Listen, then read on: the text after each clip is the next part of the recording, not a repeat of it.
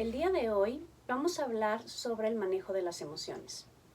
Un tema que preocupa a muchas familias, a muchos profesores y en general a toda la sociedad porque sabemos que lo necesitamos, pero poco sabemos cómo hacerlo. La importancia radica en que las emociones son una especie de gasolina para el ser humano. Es decir, durante mucho tiempo hemos puesto atención al desarrollo, digamos, de la mente en cuanto a conocimientos, en cuanto al desarrollo académico, y los papás estamos muy preocupados porque sepan leer lo más chiquitos posible, que sepan sumar y restar en segundo de kinder, que hablen 3 idiomas, es decir, que tengan una currícula con la que nosotros pensamos que les va a ir pues muy bien en la vida. Entonces nos hemos enfocado tanto a esto que se nos ha olvidado que el motorcito que nos va a mover pues son las emociones.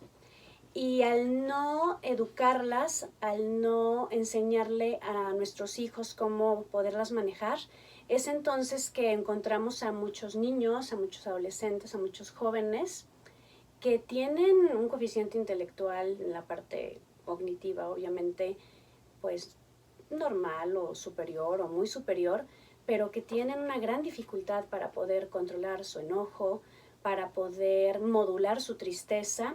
Y algo que nos preocupa mucho es que cuando las emociones empiezan a salir de control, obviamente existen conflictos, pero también se van, por así decirlo, como complicando tanto, como si se estuvieran echando a perder, como, no sé, hagan de cuenta, ahorita me estoy imaginando así como si se estuvieran pudriendo, de forma que las emociones empiezan a enfermar al ser humano. Empiezan a enfermar la mente empieza a tener pensamientos pues muy desagradables, muy autodestructivos, muy destructivos, y yo miro a los chicos con mucho dolor, con mucho miedo, el que ya no pueden poner de pronto un alto a estos pensamientos de tanta destrucción o autodestrucción. Entonces me parece que es un buen momento para hacer un alto y revisar qué tanto estamos trabajando en el tema de las emociones. Para hablar de este tema, estaba yo pensando en la película de Intensamente. Me encanta la película, se les recomiendo para todos los que no la han visto, porque queda muy claro cómo vamos viendo a una niña que está muy contenta, que va teniendo un sano desarrollo, que se lleva muy bien con sus papás, que ríe mucho, que juega, que a veces llora, pero después se pone contenta. Y de pronto empieza a llegar la pubertad, empiezan a suceder varias cosas, tienen que cambiar de residencia, ella pierde a sus amigos obviamente por el cambio de residencia, ella está cambiando internamente, los papás también viven cierta tensión, llegan a una casa nueva, todo se junta y entonces la niña deja de sonreír, la niña empieza a molestarse. Y sucede algo muy, muy importante que es el mensaje de esta película. De pronto la niña, ya adolescente, se queda como un estado plano donde pareciera que ya no siente nada, sino de pronto mucho coraje o mucha tristeza y se empieza a destruir todo lo vivido, ¿no? Ahí vienen las islas, por ejemplo, de la familia, de los amigos, de la diversión, y todo empieza a caer. Los papás no entienden qué es lo que está sucediendo, porque los papás quieren a que su hija sonría, los papás quieren a la niña alegre, los papás quieren la familia que tenía armonía. Y la realidad es que algo está sucediendo y que mientras más se estaba forzando a la chica a que pudiera sonreír, ella más se enojaba, más se ponía triste y llegaba el momento en que no sabía qué hacer con su persona. El mensaje de esta película es que todas las emociones son muy importantes, no solamente la alegría. Entonces cuando los papás nos preocupamos mucho porque un hijo está triste o porque está enojado, no sabemos qué hacer, entonces es como forzarlos a que tienen que estar bien y empieza a haber como una tensión bastante fuerte, ¿no? Entonces en esta película nosotros vemos cómo la cabecita de la niña está regida por varias emociones que serían como las emociones básicas, ¿no? La alegría, que es la que más nos gusta, el miedo, el miedo que nos alerta que podemos estar en peligro, el miedo que es tan importante para cuidarnos, la ira, que es la que hace que nos enojemos, que saquemos como mucha fuerza, el desagrado, cuando algo pues, no nos gusta, nos mantenemos como al margen, y la tristeza. La tristeza que, híjole, me parece que es la emoción que nadie quisiera sentir, la más difícil de manejar en nosotros como papás y de contener con nuestros hijos.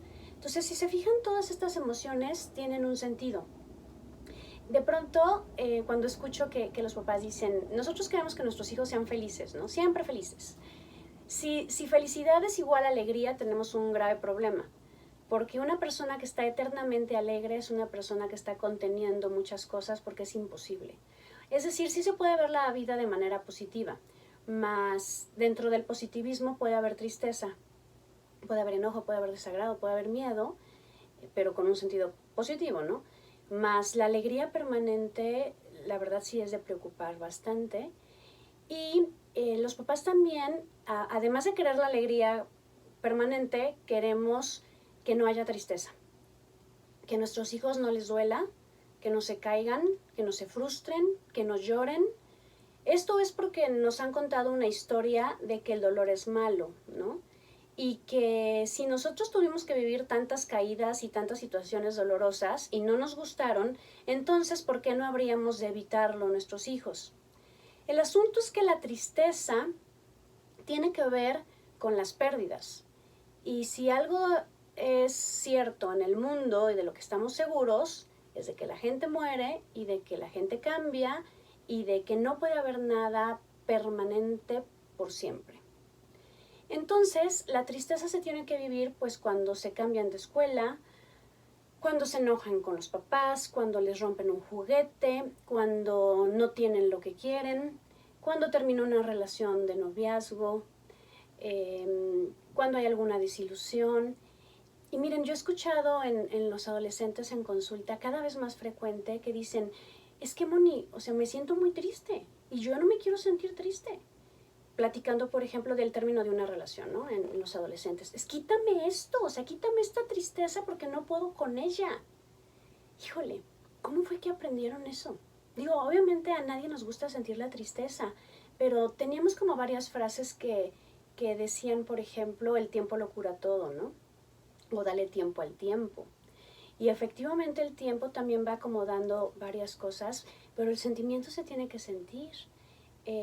Una palabra que nos podían decir cuando estábamos tristes o cuando había algo que no nos gustaba era pues aguántate, ¿no?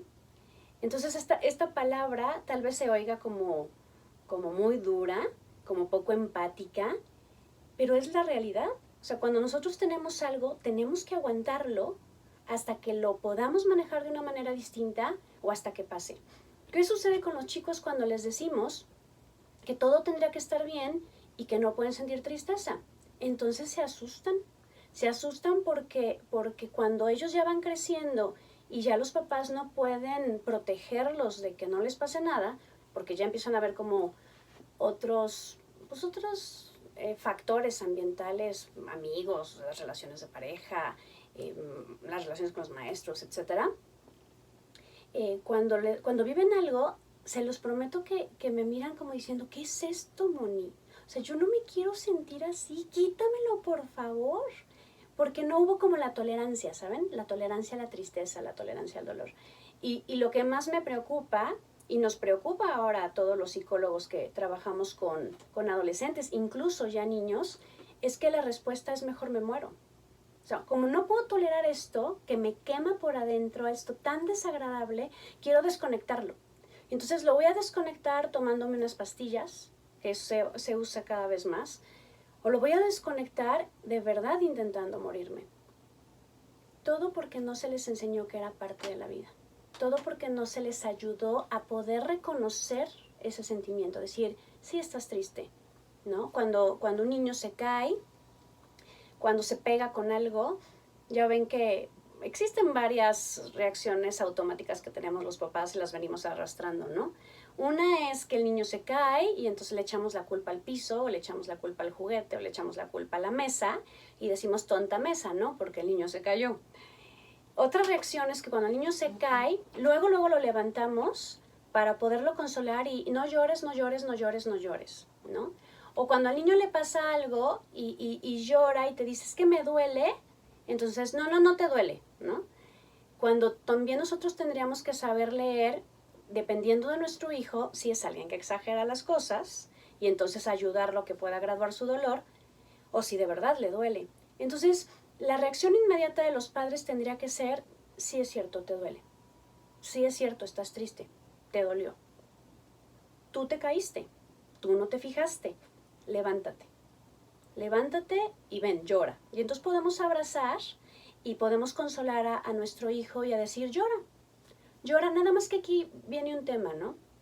Cuando el niño se desborda en el llanto, entonces hay que ayudarlo a que lo pueda regular, que es también una situación que estamos viendo con los adolescentes. Se desbordan en el sentimiento y entonces es un llanto dramático, incluso no necesariamente un llanto externo, sino un llanto interno dramático, donde no pueden poner un alto.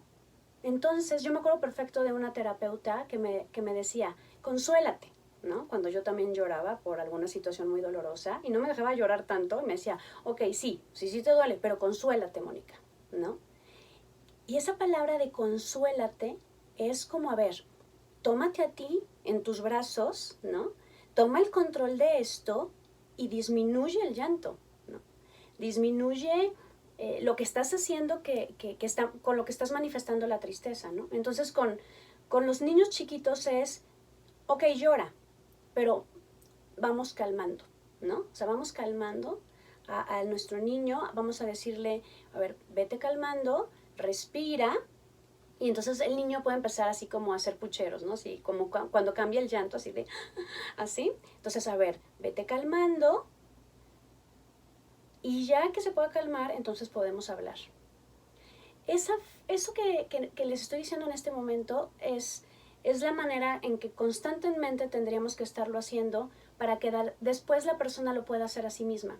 Es decir, ya nosotros, adultos, nos pasa algo, nos sentimos muy tristes y que nosotros podamos decirnos a nosotros mismos, si estás triste, claro, estás triste, esto que pasaste es muy doloroso, tienes derecho a llorar, llora. Yo le digo a mis pacientes, ok, llora mucho, mucho, mucho, mucho. Si quieres, un día lloras y pones un letrero que dice no molestar, pero tiene que haber una deadline, ¿no? Tiene que haber un límite donde tú digas hasta aquí, porque si no, el llanto se vuelve interminable, ¿no?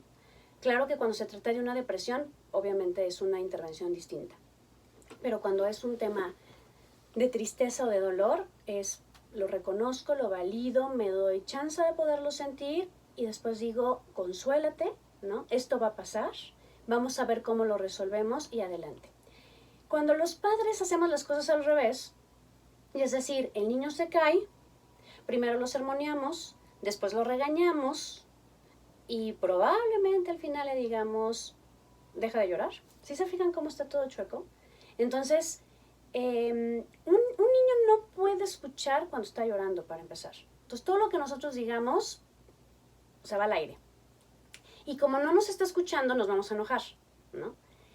Después, no nos va a escuchar, no nos va a poner atención y nos vamos a enojar. Y entonces, nuestro enojo lo que va a hacer es todavía hacer más profunda la tristeza y que el niño se empiece a desesperar más porque no puede contenerse y la persona externa que tendría que contenerlo, pues tampoco lo puede contener.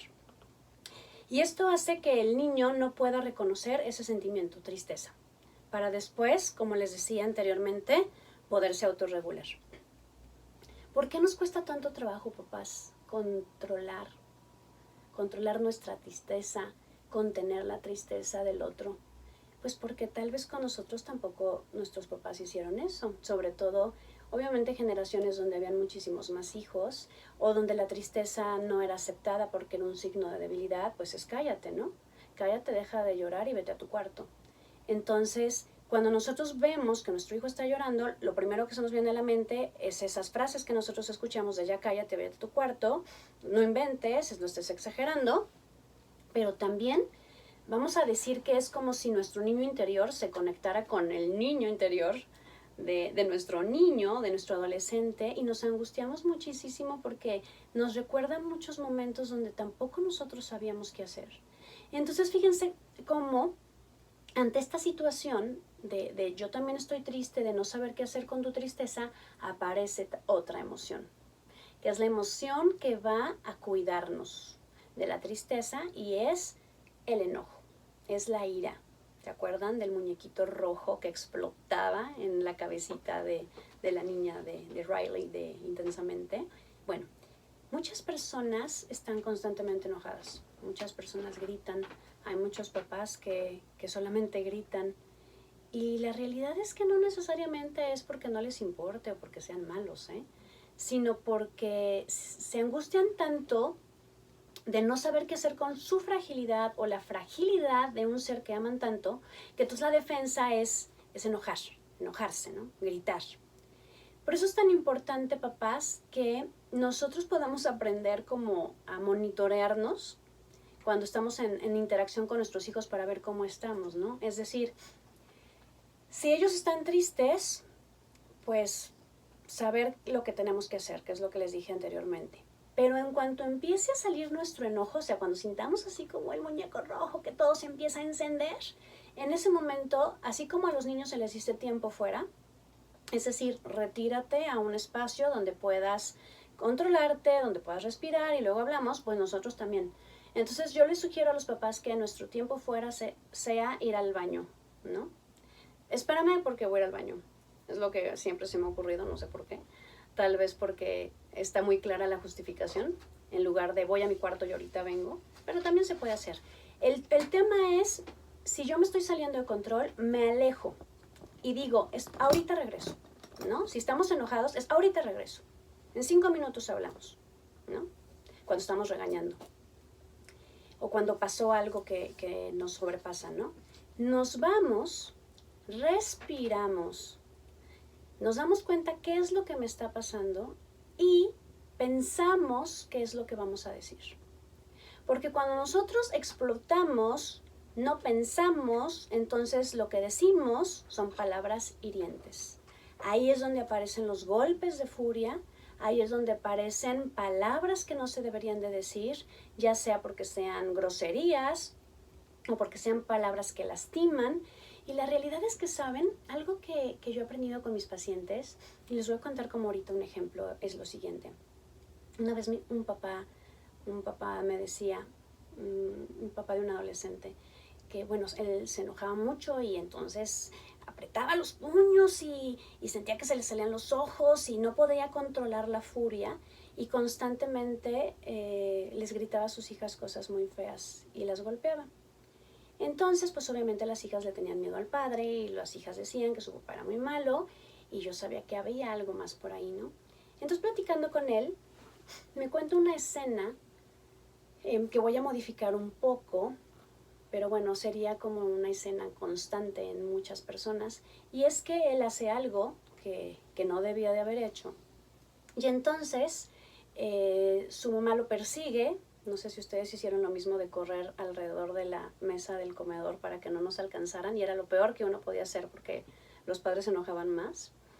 Entonces lo empieza a corretear hasta que lo agarra. Él tenía 10 años, y entonces la mamá agarra un látigo y le empieza a pegar.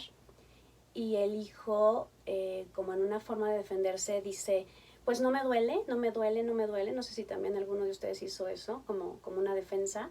La mamá le seguía pegando y me decía, ¿ves? O sea, por eso no la soporto, Moni, por eso, porque mira lo que me hacían, ¿no? Y lo decía con muchísimo dolor. Entonces van varias personas, sobre todo hombres, con los que les digo, a ver, cuéntame la historia, ¿no? Y entonces me empiezan a contar la historia, y llega el momento donde va a iniciar la agresión. Le dije, alto, alto el relato. Y continúo yo narrando. Entonces, en ese momento se detiene la escena, tu mamá tiene el látigo en la mano, tú estás volteando hacia abajo, lleno de miedo, y llego yo. Y miro a tu mamá y le digo, ¿en verdad quieres hacerlo? ¿En verdad quieres lastimar a tu hijo? ¿en verdad quieres azotarlo o es que estás desesperada? Y entonces mi paciente empezó a llorar. Mi paciente de 50 años me empezó a llorar y me decía, es que seguramente no lo quería hacer, Moni, así como yo jamás he querido golpear a mis hijas. En repetidas ocasiones he hecho este ejercicio y efectivamente los padres nos salimos de control porque no nos enseñaron cómo manejar nuestro enojo. Los padres nos sentimos muy angustiados de no hacer las cosas bien, nos duele mucho y el recurso que encontramos es el golpe, es decir, una palabra que no queríamos decir. Entonces, y fíjense, para continuar con esta narración, le dejo de tarea a este señor. Le dije, mira, vas a ir a visitar a tu mamá y lo único que vas a hacer es que la vas a mirar a los ojos y le vas a decir, mamá, gracias. Gracias por todo. Por todo. Y entonces, pues claro que no lo quería hacer. Yo creo que muchos de ustedes también tendrían la misma reacción, ¿no? Va él a ver a su mamá, lo hace, y a los 2 meses más o menos va la mamá ahí a mi institución. Me tocó a mí abrir la puerta, la saludo y me dice, disculpe, ¿es usted la terapeuta de mi hijo? Y yo, oh Dios, le digo, sí, yo soy. Me mira a los ojos, me toma de las manos y me dice, muchas gracias, llorando. ¿Por qué? Porque no quería ella haber lastimado a su hijo. Y estaba muy agradecida porque había tenido la oportunidad de poderse reconciliar con él. Hemos hecho esto en muchísimas terapias, con muchísimas familias, cuando podemos llegar al corazón de papá y mamá, ¿no? Al corazón lastimado de papá y mamá. Porque miren, cuando nuestro corazón está lastimado y nuestros hijos hacen algo que nos preocupa, que nos duele, que nos enoja, es como si tocaran nuestra herida del corazón lastimado. Entonces, cuando a ustedes les tocan una herida, no les importa quién sea la persona, le dan una patada seguramente, ¿no? O sea, cuando están en el hospital y los van a coser o lo que sea, pues no te importa nada y pateas. Entonces, de ahí la importancia de que los papás podamos tener nuestras heridas con cicatriz, ¿no? Porque tienen que haber cicatrices, ¿saben? Así como se dice de una costumbre oriental, donde cuando una vasija de porcelana se rompe, es muy importante que se vea que estaba rota y entonces le ponen como un pegamento dorado, ¿no? Y es el recuerdo de que se rompió y se reconstruyó. Entonces nosotros también no podemos borrar las heridas, papás, jamás. Nosotros necesitamos aprender de las heridas, aprender que esas heridas las tuvimos pues porque nuestros padres hicieron lo que pudieron o porque la vida nos tenía que poner cierta situación para que entonces nosotros pudiéramos crecer, pudiéramos sanar y entonces poder hacer algo diferente con nuestros hijos. Entonces, si se dan cuenta, ya hablamos ahorita de la tristeza y del enojo, que serían como las emociones que más nos sacan de control. Pero bueno, voy a hablar de las otras, tal vez de menos ejemplos, pero por ejemplo el miedo, ¿no? El miedo también lo tenemos que vivir. A mí me dicen las personas cuando les doy clases de oratoria, es que no quiero sentir miedo. Y les digo, a ver, yo tengo 23 años dando conferencias y cada vez que voy a entrar a un escenario me da miedo. Me da miedo porque no sé a qué me voy a enfrentar, por la responsabilidad que implica. A veces a mí me da risa, después de tantos años de dar conferencia, que me paro en un escenario y tiemblo, ¿no? Pues ¿por qué tiemblo? Si lo sé hacer, ¿no? Pues tiemblo porque hay algo que está pasando en el ambiente que lo siento como una amenaza, ¿no? Como por ejemplo ahora dar conferencias con los adolescentes, ya tiemblo cada vez más, porque como sus emociones están un poco fuera de control, digamos que para los conferencistas está siendo muy fuerte y para los maestros también el poder estar frente a los adolescentes. Entonces me da miedo, pero también me da miedo equivocarme con mis hijas. También me da miedo manejar en la noche. También me da miedo pasar por una zona oscura. Y entonces el miedo no tenemos que dejar que salga porque nos va a cuidar. El asunto, papás, es nuevamente que el miedo no desborde. Entonces nuestros hijos se van a sentir con la posibilidad de tener más seguridad ante situaciones de miedo cuando nosotros los enseñamos a resolver, ¿no? No cuando nosotros les resolvimos las cosas y no los ayudamos a que ellos se enfrenten. Desde pequeñitos, cuando ellos están viviendo una situación que es como más difícil, hay que darles recursos para enfrentarlo y estar acompañándolos poco a poco para que sientan que ahí no está nuestra presencia, pero que ellos van a animarse a hacer ciertas cosas. En torno a esto del miedo, también quiero decirles un tema que después lo vamos a hablar, y es que nuestros chicos están viviendo demasiados miedos por la información a la que están siendo expuestos. Hay que tener mucho cuidado de lo que están viendo, de lo que están viendo en las series, de lo que están viendo en el internet, porque están viendo cosas que no tendrían que ver porque su cabecita no está lista para hacerlo, y entonces hay cada vez más chicos con un miedo muy grande que de pronto se vuelve ansiedad, ¿no? Entonces, ok, otra vez, ¿y nosotros qué con esta emoción del miedo, no?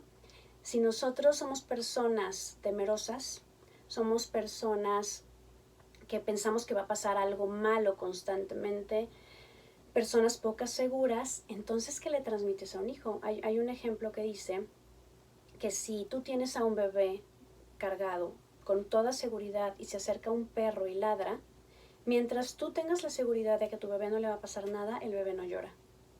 Pero si nosotros tenemos mucha angustia de que se ensucien, de que se enfermen, de que les pase algo, pues la fuente de seguridad de nuestros hijos está cargada de angustia, ¿no? Entonces, otra vez, ¿cómo estoy yo para poder enfrentar al mundo para que esos chiquitos y después esos adolescentes tan grandotes que nos desafían y que creen que saben todo, que esos adolescentes sepan que tienen unos papás que se están preparando, que están fortalecidos emocionalmente, pues para poderlos ayudar en esa etapa donde ellos se van a vivir una explosión de todas las emociones, tienen una bomba hormonal, tienen una bomba de todo, y entonces que si ellos se salen de control van a haber unos padres que los pueden contener. Luego podríamos hablar de otra emoción que tiene que ver con el desagrado, que esto también se vale porque es una defensa para las personas ver qué me gusta, qué no me gusta, desde la comida, ¿no? Hasta ciertas situaciones donde no me siento cómodo, que se podría unir mucho con el miedo, ¿no? Pero también la importancia ahí con nuestros hijos, sobre todo chiquitos, poderles decir, cuando haya algo que te haga sentir incómodo, dímelo, ¿no? Vamos platicándolo, sobre todo en el tema de la prevención del abuso sexual, ¿no? Cuando a ti no te guste cómo te abrazan, cuando a ti no te guste cómo te miran, entonces dímelo para poderlo platicar. Y vamos otra vez a los papás. ¿Cómo sería nosotros vivir el desagrado, no? Pues cuando todo nos molesta, cuando todo no le encontramos pero, cuando todo lo sentimos amenazante, cuando no estamos satisfechos con las cosas, entonces también en lugar de ser solamente una defensa se vuelve un estilo de vida donde nos volvemos como bastante negativos en lugar de poder encontrar también las cosas positivas. Y bueno, finalmente pues nos vamos a la alegría, ¿no? ¿Saben, papás? Voy a terminar con esta emoción para que haya también algo de esperanza en estas situaciones donde vemos el mundo tan negro, tan difícil y con tantas cosas pues que nos asustan, que no nos gustan. ¿Y saben qué? También hemos perdido la posibilidad de enseñarles a nuestros hijos a disfrutar, a vivir la alegría, con cosas sencillas. Es decir, desde jugar en el campo, la otra vez le dije a mis hijas, es día de picnic, y entonces nos fuimos al Bosque de los Colomos, allá en Guadalajara, con unas tortas, agua natural. Fíjense qué simple, ¿eh? Unas tortas, torta de jamón, agua natural, unas papas y una pelota, nada más. Y entonces nos pusimos a jugar voleibol, empezamos a jugar a que éramos unas exploradoras, porque también fueron otras niñas, éramos casi puras mujeres, que éramos unas exploradoras buscando ardillas, y entonces a ver quién encontraba ardillas y cuántas encontraban, y luego darles de comer. Yo decía, ¿por qué hemos perdido esto? La capacidad de asombro de la naturaleza que es tan importante. Ayer, por ejemplo, en Guadalajara estaba la luna llena hermosísima, con un rojo espectacular. Yo tengo la costumbre siempre de estarle diciendo a mis hijas que siempre volteen al cielo, ¿no? tanto en la mañana para ver el amanecer como en la tarde para ver las nubes, jugamos con las figuras de las nubes. Las niñas siempre a las 6 de la tarde me dicen, mira mamá los pájaros, porque es la hora en que empiezan a volar. Entonces, que pueda haber una sonrisa de cosas tan simples, que podamos reírnos, que podamos jugar, hacer tonterías. Mi hija chiquita tiene 5 años y ahorita está en la época en la que ella inventa chistes, ¿no?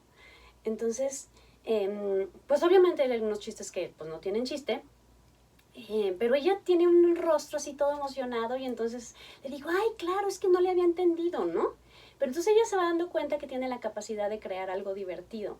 Entonces, ante esta sociedad donde hay tanto negativismo, donde hay tanta maldad, donde hay tanta desilusión, necesitamos inyectar alegría. Necesitamos inyectar alegría desde nuestra persona. Ok, sí es cierto, las cosas están difíciles, pero todo ser humano tiene la capacidad de sonreír. Todo ser humano tiene la capacidad de crear. ¿Y saben qué, papás? Como no estamos enseñando a nuestros hijos a disfrutar, a divertirse y solamente está la tableta enfrente de ellos, digamos que juguetes que ya está todo armado, la convivencia no tan cercana de mirada a mirada, como no saben desarrollarlo por sí mismos, luego viene el tema de las adicciones, ¿no? Hay muchos adolescentes que me dicen, ¿a qué voy a una fiesta si no voy a tomar, Moni? Y yo les digo, ¿a bailar? Pues a conocer a alguien, a ligar, a platicar, ¿no? Si yo no tomo, no voy a la fiesta, porque solamente con alcohol me siento feliz. Solamente con alcohol puedo disfrutar. Y también estamos transmitiendo ese mensaje cuando la realidad es que la dopamina y las endorfinas y muchas otras sustancias químicas que nos hacen sentir placer están dentro de nosotros. Entonces es un gran reto de que no solamente nos quedemos con desear la alegría permanente en nuestros hijos, sino de enseñarles a disfrutar los momentos. Yo he visto como la felicidad con otra definición. La felicidad es vivir todos los estados de ánimo, todos, de manera gradual, de manera proporcionada, porque finalmente también la tristeza se puede disfrutar. En la película lo que sucede al final es que Alegría se da cuenta de que alegría no existiría si no hubiera habido tristeza antes. Entonces todas las emociones son buenas. Las emociones son lo primero que nace del ser humano, están en el cerebro primitivo del ser humano, por eso son la gasolina. Entonces valdría la pena que pudiéramos valorar cómo están nuestros hijos en el manejo emocional, cómo estamos nosotros en el manejo emocional, y así como invertimos para clases de inglés, de francés, de chino, de deportes, de pintura y de todas las clases que metemos a nuestros hijos, también valdría la pena invertirle en talleres de manejo emocional, empezando por nosotros. Porque la realidad es que si nosotros aprendiéramos a hacerlo, solo podríamos enseñar a nuestros hijos. De otra forma es un poquito más complicado. Los mandamos a ellos al taller de manejo emocional y nosotros explotamos, ¿no? Entonces, bueno, en este capítulo les he platicado, creo de manera muy concreta, la importancia de nuestras emociones para que a las personas les pueda ir bien. La inteligencia emocional se ha comprobado que es mucho más importante que la inteligencia cognitiva porque es lo que da más estabilidad a la persona. Hay cada vez más chicos que pueden ser trilingües, con muy buenas calificaciones, que ya se fueron de intercambio. De hecho, ese es el común denominador de mis pacientes. Mentes muy inteligentes, pero que quieren morir. Mentes muy inteligentes que se están cortando el cuerpo. Mentes muy inteligentes que hacen huelgas de hambre con una anorexia o que vomitan 5 veces al día porque vomitan las emociones. Cada vez hay más adicciones porque las personas pueden relajarse a través del alcohol o de las drogas o pueden expresar lo que no pueden expresar normalmente a través de una sustancia. Entonces, me parece que es importante que podamos nosotros valorar este tema. Y bueno, el instructivo del manejo emocional, de alguna manera lo hemos platicado el día de hoy. Solamente recuerden que los instructivos sirven si los llevamos a la práctica todos los días. Hasta la próxima.